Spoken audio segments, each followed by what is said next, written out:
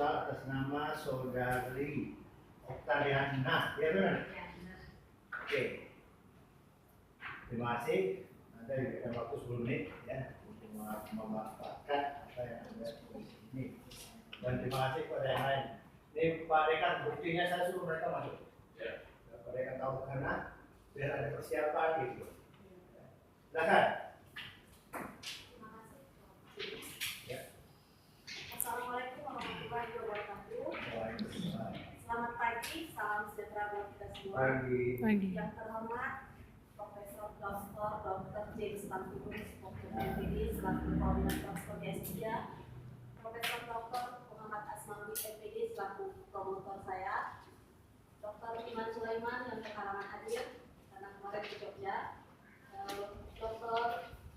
Abdul Syukur, SPD FFI, selaku peneliti saya.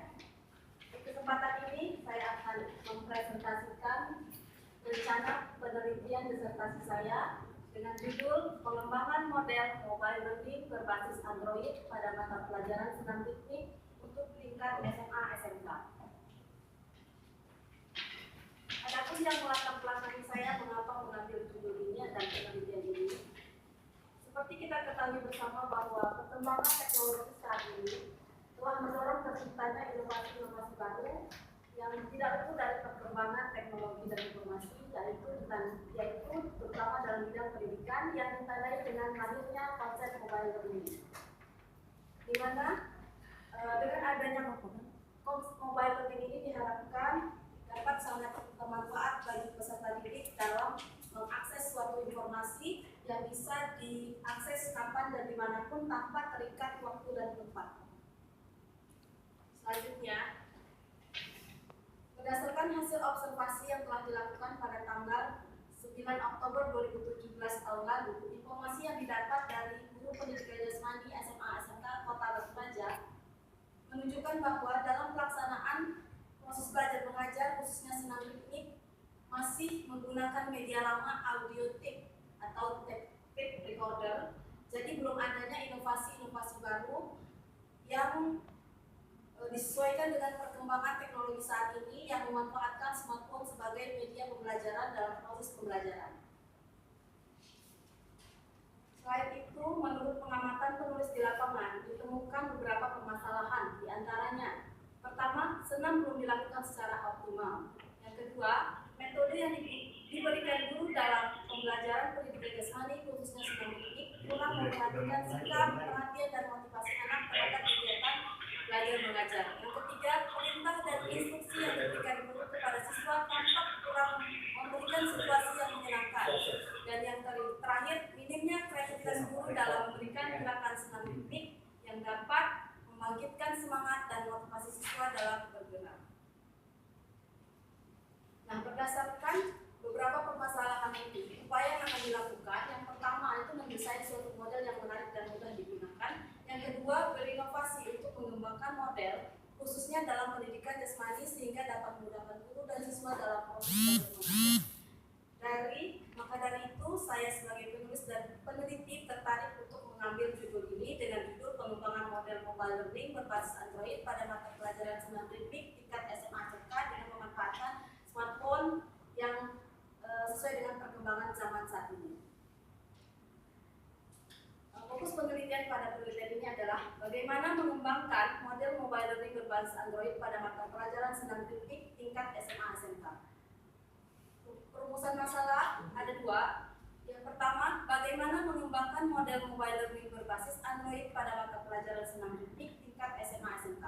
Yang kedua, apakah model mobile learning berbasis Android pada mata pelajaran senam teknik tingkat SMA SMK efektif untuk diterapkan?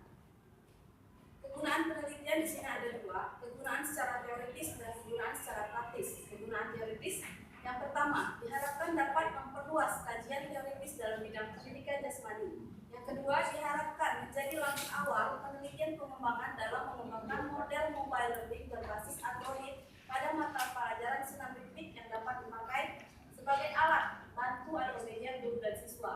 Yang ketiga, diharapkan dapat memberikan sumbangsi teoritis dalam pembelajaran pendidikan jasmani siswa di SMA SMK sehingga siswa dapat berprestasi dan tujuan pembelajaran dapat tercapai dengan baik. merupakan kegunaan praktis yang pertama sebagai wadah untuk mengembangkan kemampuan guru pendidikan jasmani senam ritmik sehingga dapat mengatasi masalah-masalah guru di sekolah. Yang kedua, sebagai masukan dalam upaya peningkatan mutu pendidikan terutama pada mata pelajaran pendidikan jasmani. Yang ketiga, sebagai masukan maupun inspirasi dan pengalaman bagi penulis dalam upaya mengembangkan lebih lanjut inovasi tentang model mobile learning atau lainnya dalam pendidikan jasmani di sekolah. Masuk ke bab 2, kajian teoretik. Untuk konsep penelitian pengembangan, saya mengutip dari beberapa teori yang menerangkan tentang konsep penelitian pengembangan atau R&D. Dari beberapa teori ini saya dapat disimpulkan R&D atau penelitian pengembangan adalah suatu proses sistematis yang digunakan untuk menghasilkan produk tertentu dan menguji keefektifan produk tersebut sehingga nantinya dapat digunakan atau bermanfaat dalam berbagai bentuk perluasan, tambahan dan inovasi dari produk-produk yang sudah ada ataupun yang belum ada. Itu juga dengan definisi model, saya mengutip dari beberapa teori dan saya simpulkan bahwa model adalah kerangka konseptual yang menggambarkan prosedur dan proses yang sistematis baik visual maupun verbal yang menyajikan suatu informasi dari yang rumit menjadi lebih sederhana atau mudah. Nah, di sini untuk konsep model yang digunakan, ada banyak model desain instruksional yang berkembang dalam dunia pendidikan saat ini. Di antaranya, yang pertama ada model Big and Carry, ini ada 10 tahapan juga. Yang kedua model CAM, yang ketiga ada model dari Arthur Superman, yang keempat model Garrett and Ellie, yang kelima model Book and Gold, model Joyce Bell Calhoun, yang ketujuh model Owens. Nah,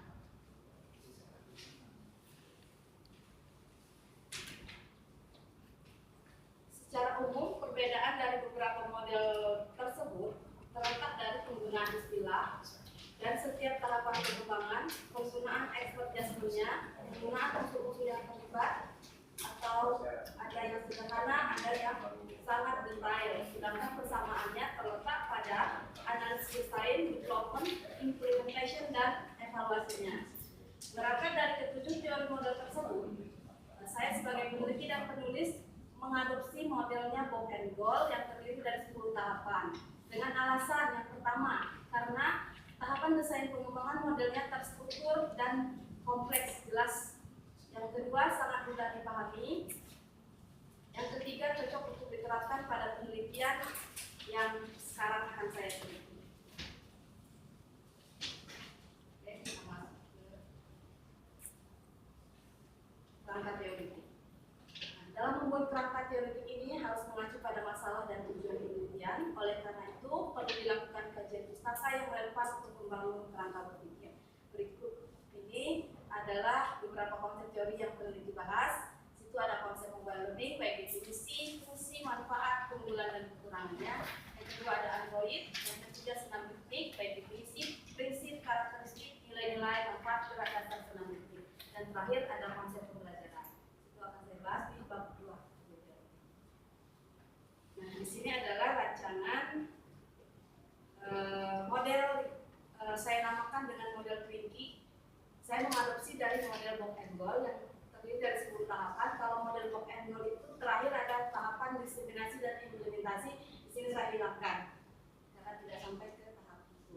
Yang pertama ada tahap analisis kebutuhan, yang kedua desain produk awal, kemudian setelah desain ada evaluasi ahli menentukan expert judgment, yang keempat setelah dievaluasi oleh expert judgment kemudian dilakukan uji kelompok kecil, selanjutnya baru revisi uji kelompok kecil, kemudian masuk ke uji kelompok besar, direvisi lagi kelompok besar, kemudian masuk ke uji efektivitas produk, kemudian direvisi, jadilah ke produk akhir atau produk final. Masuk ke metodologi penelitian. Tujuan penelitian di sini ada 2. Yang pertama, untuk mengembangkan produk berupa model mobile learning berbasis Android pada mata pelajaran senam ritmik tingkat SMA SMK. Yang kedua, untuk menguji keefektifan produk yang dikembangkan berupa model mobile learning berbasis Android pada mata pelajaran senam ritmik tingkat SMA SMK. Tempat dan waktu penelitian, tempat rencananya ada 3 sekolah di Kota Batu Raja. Yang pertama SMK 2 Ogan Komering Hulu, yang kedua SMA Negeri 5 organ pembunuh di alumni SMA saya. Yang ketiga SMA Yadika Batu Raja. Nah, untuk waktu pelaksanaannya direncanakan selama 12 bulan yang dimulai dari penyusunan proposal penelitian, seminar proposal penelitian, dan seminar hasil penelitian, yaitu dari bulan Oktober sampai dengan Oktober 2018 rencananya. Nah, semuanya ya, tadi ada yang tanda tangan. Tempat waktu penelitiannya tidak diberitahu dia SMA mana, boleh gitu. Cuma dibilang jadwalnya apa bahan orangnya harus ada kayak ya, Nah, sini ada karakteristik model yang dikembangkan. Sini ada sasaran penelitian. Sasarannya siswa-siswi laki-laki dan perempuan tingkat SMA SMK Kota Batu Raja. Untuk subjek penelitian, rencananya 20 orang siswa-siswi pada uji skala kecil, 80 orang siswa-siswi pada uji coba skala besar, dan 100 orang siswa-siswi untuk uji efektivitasnya.